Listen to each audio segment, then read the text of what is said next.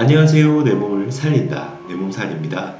지난 영상에 이어 오늘은 마그네슘 영양제를 피해야 하는 분들을 위해 영상을 준비했습니다.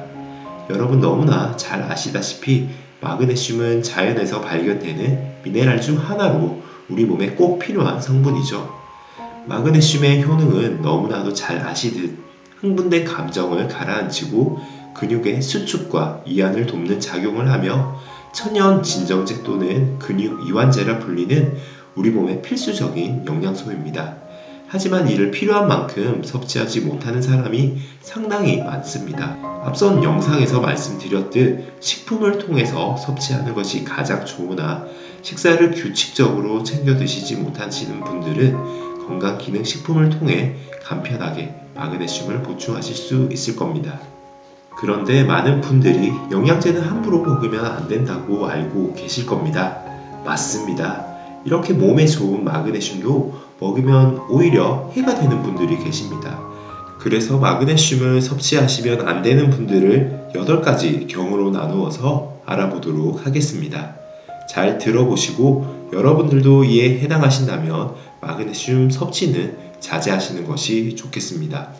첫 번째 경우입니다. 신장 기능이 나쁘신 분들입니다. 신장 기능이 나쁜지는 병원에 가서 간단한 혈액 검사를 통해 알 수 있습니다.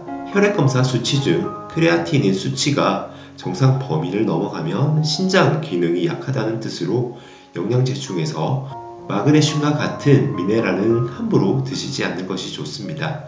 참고로 크레아틴이 농도의 정상 범위는 0.5에서 1.4mg/dl로 수치가 정상 범위 안에 있으셔야 됩니다.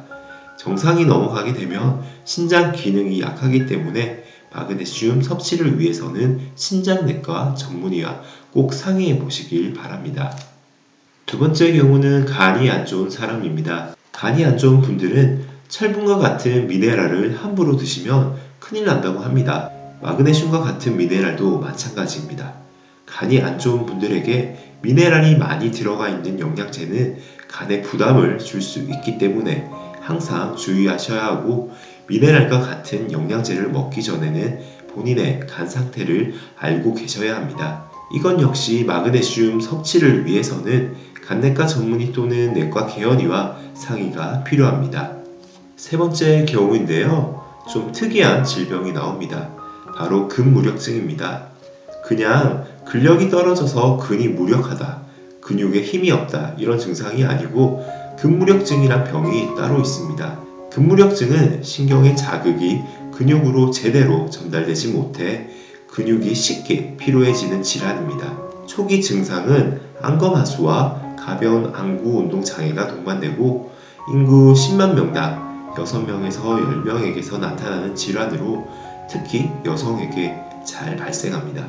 참고로 안검하수란 눈꺼풀이 위아래로 처지고 눈꺼풀 틈새가 작아져 인상이 답답해지고 졸려 보이는 상태입니다. 근무력증을 진단하는 분들은 마그네슘을 드시지 않는 게 좋습니다. 왜냐하면 마그네슘 자체가 근육 이완을 시켜주면서 오히려 근육 긴장을 막아주는데 근무력증이 있는 분들은 긴장이 너무 완화되기 때문에 팔다리에 힘이 빠지고 잘 넘어질 수가 있으니 마그네슘 섭취를 자제하셔야 합니다. 그래서 마그네슘을 근무력증 환자분들이 드시면 좋지 않으니 역시 전문의와 상담이 필요합니다. 네 번째입니다. 많은 분들이 해당될 것 같은데요. 바로 섬액입니다. 섬액이란 것은 맥박이 느린 분들입니다. 맥박이 너무 많이 느린 분들은 어지러움을 쉽게 겪는 경우가 많은데요. 마그네슘이 고용량으로 들어왔을 때 맥박을 낮추는 경우가 있습니다. 그래서 맥박이 느린 분들은 마그네슘을 많이 드시면 맥박이 너무 느려져서 더 어지럽거나 또는 기절하는 경우도 생길 수 있기 때문에 맥박이 느린 분들은 마그네슘을 고용량으로 드시면 안 됩니다. 꼭 주의하셔야 하며 섭취를 원하시면 전문의와 상의가 필요합니다. 다섯 번째, 저혈압 환자입니다. 혈압이 너무 낮아서 항상 기력이 없고 어지러운 분들이 마그네슘 영양제가 들어갔을 때 혈관에 있는 근육층이 이완되면서 혈압이 더 떨어질 수가 있습니다. 그러다 보면 더 혈압이 떨어질 수가 있으니 저혈압이 있는 분들은 마그네슘 영양제를 신경 써서 조심해서 드셔야 합니다. 다음은 부정맥 중 방실 차단 부정맥이 있으신 분들은 주의하셔야 합니다. 방실 차단이라는 것은 심장은 심막에서 심실로 혈액이 흐를 수 있도록 전기 신호가 가해지게 되면 심장을 뛰게 해줍니다. 자극 전도계에서 전기 신호가 내려가는 경우 장애가 있어서 차단이 되어 심막에서 심실로 가는 전기 자극이 늦게 가는 것을 방실 차단이라고 합니다. 이러한 경우가 부정맥의 일정인데요. 마그네슘 영양제를 썼을 때 부정맥이 악화될 수 있습니다. 그래서 방실 차단 부정맥이 있으신 분들은 마그네슘을 드시면 안 됩니다. 그러면 내가 방실 차단 부정맥인 걸 어떻게 알 수 있냐 하면 사실 평상시에 증상을 잘 못 느끼는 경우가 많을 겁니다. 그래서 건강검진 받을 때 심전도 검사 해보신 적 있으시죠? 심전도를 하면 이 방실 차단이 나옵니다. 그래서 심전도 검사를 해보시고 상담을 받아보신 분들은 내가 부정맥을 가지고 있고 부정맥 중 방실 차단 부정맥이었다 이런 얘기를 들으셨던 분은 마그네슘을 함부로 드시면 안 됩니다. 7번째는 장마비 상태입니다. 장마비가 아무나 오는 건 아니지만 장의 근육에 문제가 생겨서 장이 잘 움직이지 않아 가스도 안 나오고 변도 안 나오고 장이 마비된 상태를 말합니다. 이런 상태에서 마그네슘 영양제가 들어갔을 때 오히려 근육을 이완시켜주는 역할을 할 수 있기 때문에 장마비 증상이 악화될 수 있습니다.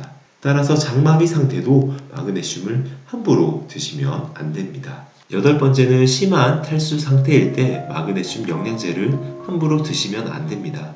운동이나 심한 노동 또는 뜨거운 날씨로 인해 심한 탈수를 겪을 수 있습니다.